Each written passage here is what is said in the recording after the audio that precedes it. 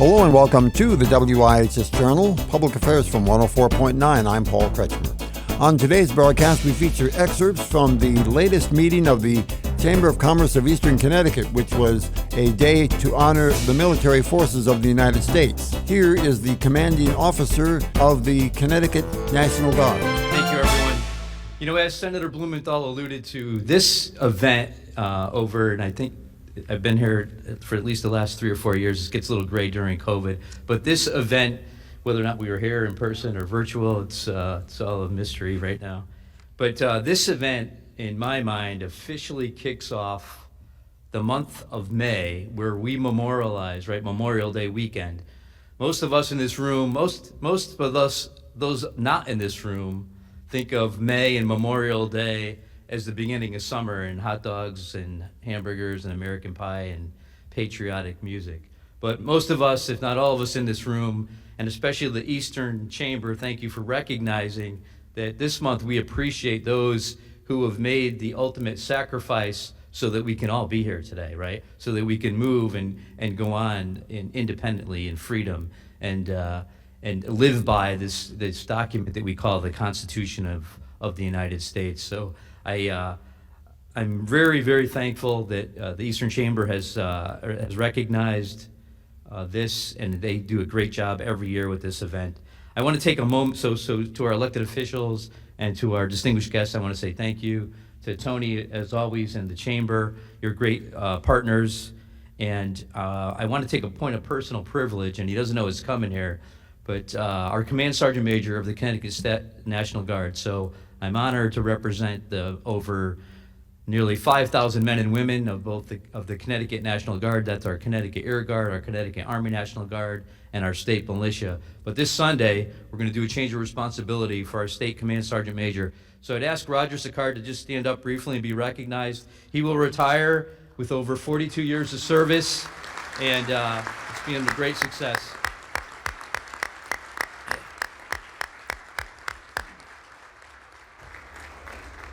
So also, as Senator Blumenthal alluded to, we have great people, and that's what makes this job and our life pretty easily every day. Our people are our greatest asset. And I want to thank the Chamber, because they were a great ally and advocate for the military community right here in eastern part of Connecticut, and they're a great partner to the Connecticut National Guard. Earlier this year, they recognized our own Staff Sergeant, Brian Sibley, as Service Member of the Month, and we truly appreciate you taking the time to include Connecticut's home team in your programs and events. I also want to take this opportunity to say that we have a large presence in Eastern Connecticut. Our Theater Aviation Maintenance Support Group is right down the street by the airport on Tower Ave. We have Camp Net in Niantic, Stones Ranch in East Lyme. So like the Navy and Coast Guard and our great partners, the concentration in this part of the state, along with Electric Boat, is great. Now, we're not as large as Electric Boat or Pfizer, but our aviation facility does employ nearly 200 contractors, so we are definitely helping and adding to the economic impact of the region. Earlier, the Chamber, last month, I believe, the Chamber hosted the Chamber's Leadership Program, and I think it was one of the largest events that they've had to date. We were able to fly them in a Chinook, a CH-47, and if the trends go the way they have been, we'll probably need 2 aircraft next year, and that's a great position to be in. So I'd like to say thank you again, and also thank you for recognizing the opportunities that Connecticut's home team, the Connecticut National Guard, offers. So if you want to stay in Connecticut and you're going to retire and you still want to serve, and there's not a home in the Marine Corps Reserve, the Navy Reserve, or the Coast Guard Reserve, we will definitely take you into our formations, and you can still live here, serve here, and work with Electric Boat, as was pointed out earlier. So thank you very much for the opportunity. Appreciate it.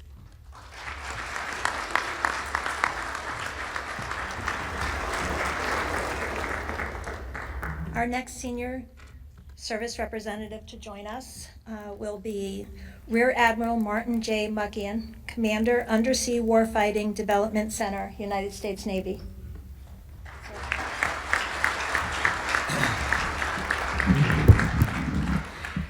Hey, thanks, Dara, for the introduction. And I'm honored to be here to represent the U.S. Navy. So again, I want to recognize our elected officials, General Evan, Admiral Kelly's rep, and Emil, Tony, members of the chamber, and everybody that sponsors the event.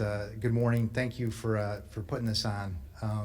And I want to recognize my fellow service members, the veterans, and friends of the military that are here this morning. You know, this year marks 155 years since the United States Navy, with the help of citizens of Connecticut, established a facility on the Thames River, which later evolved into what is now the submarine capital of the world. And so let me just give you a little personal story.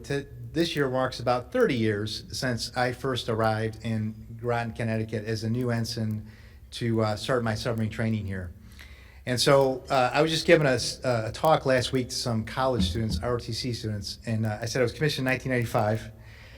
And I learned that 1995 is a vague, dark period in history, somewhere after the invention of the wheel, but definitely before the invention of electricity and running water. So I didn't quite see it that way, but you know, here I am today, you know, almost 30 years later. And I'll tell you, I have a very strong personal connection to here, and we'll get back to that in a little bit. But you know, I went to my first ship in 1996, and you know, honestly, there was not an existential threat to the country in 1996. So we worked hard, we kept the sword sharp, and we could look to older shipmates that could talk about the Cold War, and some of the really old shipmates that could talk about Vietnam. But for us, you know, it was an era of peace. And now you fast forward to today, and we're in a completely different world. So Russia, who was our friend in the 90s, is now resurgent and openly hostile to the West, has been a bad actor for many decades, including, you know, as we know, the recent invasion of Ukraine. China, who had kind of been quietly biding their time in the 90s, is now showing a very different face to the world. A lot of bad acting and flexing its muscles in a way that's on the news. So today, in many ways, we're facing probably the most dangerous time that we face as a country in many decades. And now, more important, it's important to have a strong military, including, you know, a strong Navy that can deter these potential adversaries from starting something that could spill into a war. So, you know, I have the great privilege of serving alongside 6,500 sailors here in Connecticut, and they do all kinds of things, but the bulk of them are submariners, right? And, you know, as Senator Blumenthal alluded to, we're having trouble recruiting, all the forces recruiting, which is ironic to me because when I talk to young men and women, what they really want is they want a noble purpose, right? They want to be part of an organization that's larger than themselves, that is something that they can give themselves to. And as you veterans in the room know, that is the military, right? And it's ironic that we're having trouble getting these people that are in search of purpose into an organization that is nothing but purpose. And so I just ask you out there, the influencers, whether you're, you know, high school choir directors or teachers or just people in the community, to get that word out, because we do now more than ever need great men and women to come serve in the military. But what these 6,500 people are doing is eye-watering. It's amazing. You know, the bulk of them are submariners. As I said, I'm a submariner, and you know, I can't talk too much in this room about what submarines do because it's classified. But let's just say that you know, one of the businesses of submarines is tracking adversary submarines, to find them, to track them, to stay on top of them. And let's say business is booming, right? We're having a great time out there, and young men and women that are being trained here in Groton are going out in ships being built here in Groton, which are the finest submarines in the world, and absolutely going out and dominating our adversaries and giving them pause and buying time for deterrence to work and making them think that they can't get away with starting something in the United States. And I'm real aware of, you know, from my own perspective, that they're only able to do that because of the support they get here, right? Their families are here, their friends are here, and they're able to do that because the Connecticut community nurtures them, right? They're nurturing their families, they're teaching their kids in school. On today's WIHS Journal from the Eastern Connecticut Chamber of Commerce, you heard remarks from military leaders here in Connecticut on a day which honored military personnel and veterans of the United States. For further information, call us at 860-346-1049. The opinions expressed are those of the participants, not necessarily those of the staff or management of this station. I'm Paul Kretschmer on the WIHS Journal, Public Affairs from 104.9 WIHS.